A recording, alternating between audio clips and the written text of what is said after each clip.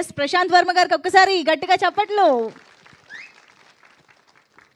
అందరికీ నమస్కారం అండి. ఇక్కడ విచ్చేసిన పెద్దలకి, రానా గారికి, సందీప్ కిషన్ గారికి, జయదేవ్ గల్లా గారికి, సాయి మధుబుర్రా గారికి అందరికీ ధన్యవాదాలు. అండ్ పాత్రికేయ మిత్రులకి, మహేష్ బాబు గారి ఫ్యాన్స్కి అందరికీ నా నమస్కారం. అండ్ ఈ కథ ఆల్మోస్ట్ ఒక 6-7 years బ్యాక్ నేను అనుకుని దీన్ని ఒక 1-2 years డెవలప్ చేసిన తర్వాత ఈ సినిమా చేయడానికి చాలా అనుకున్నాము. బట్ లైక్ అంటారు కదా, ప్రతి కథ మీద అది ఏ హీరో చేయాలి అన్నది రాసి పెట్టుంటుందని చెప్పి. సో అది ఫైనల్గా మన జయదేవ్ అశోక్ చేశారు. And I'm very happy. Final cinema చూసినప్పుడు ఏదైతే అనుకున్నామో దాన్ని అర్జున్ గారు ఇంకా బాగా డెవలప్ చేసి చాలా బాగా పుల్ ఆఫ్ చేశారు. అండ్ మన బాలా గారు కూడా చాలా, అంటే నాకు ఇండస్ట్రీ అంటే ఈ సినిమాకి ఆల్మోస్ట్ ఒక 2 years ముందు నుంచి పరిచయం.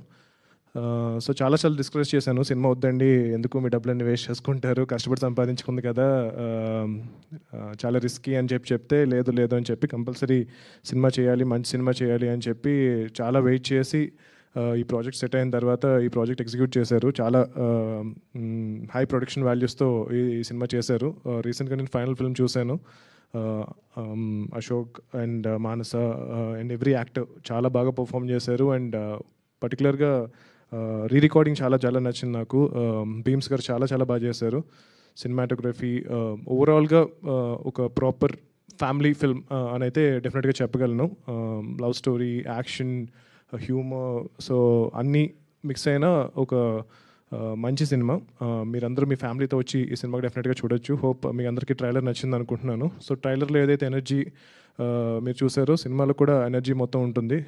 అండ్ డెఫినెట్గా Ashok after his first film ఈ సినిమాతో ఇంకొక 10 మెట్లు పైకి ఎక్కాలని చెప్పి నేను కోరుకుంటున్నాను. అండ్ బాలా గారికి ఈ సినిమా మంచి సక్సెస్ అయ్యి చాలామంది ఇంకా న్యూ డైరెక్టర్స్ని ఎంకరేజ్ చేయాలి. అండ్ అర్జున్ గారు కూడా ఈ సినిమా తర్వాత ఇంకా నెక్స్ట్ లెవెల్కి వెళ్ళి ఇంకా పెద్ద యాక్టర్స్ లైక్ రానా గారి లాంటి పెద్ద హీరోస్తో వర్క్ చేయాలి. And thank you so much for coming here. And young టీమ్ని ఎంకరేజ్ చేయండి. అందరూ చాలా కష్టపడి సినిమా చేశారు. ఆల్మోస్ట్ ఒక 1.5 yearగా కష్టపడి ఈ ప్రాజెక్ట్ని ఎగ్జిక్యూట్ చేశారు. సో ఈ సినిమా మంచి సక్సెస్ అవ్వాలని డిస్ట్రిబ్యూటర్స్కి, ఎగ్జిబిటర్స్కి అందరికీ ఈ సినిమా చాలా మంచి డబ్బులు చేయాలని చెప్పి నేను కోరుకుంటున్నాను. Thank you so much. Thank you so much అండి. అంటే అదేంటో ప్రశాంత్ వర్మ గారు కనిపిస్తే అప్డేట్ అడగకుండా వదలబుద్ధి అవ్వదు, ఎందుకో తెలియదు.